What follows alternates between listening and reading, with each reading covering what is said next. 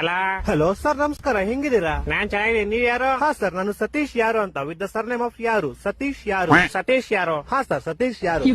ಏ ಸತೀಶ್ ಯಾರು? ಹಾ ಸರ್, ಸತೀಶ್ ಯಾರು. ಏ ನೀನ್ ಯಾರು? ನಾನ್ ಸತೀಶ್ ಯಾರು ಸರ್.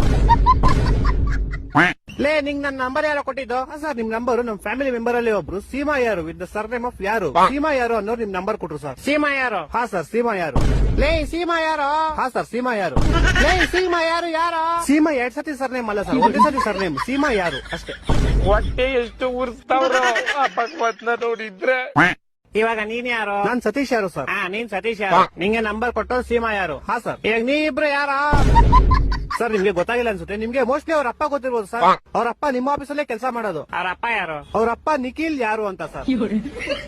ಇವಾಗ ಈ ಬೇವರ್ಸಿ ನಿಖಿಲ್ ಯಾರು? ಸೀಮಾ ಯಾರು ಅವ್ರ ಅಪ್ಪ ಸರ್. ಸೀಮಾ ಯಾರು? ಯಾರು? ಸೀಮಾ ಯಾರು ನಮ್ ಕಸಿನ್ ಸರ್. ನೀನ್ ಯಾರು? ಸರ್, ನಾನು ಸತೀಶ್ ಯಾರು ಸರ್.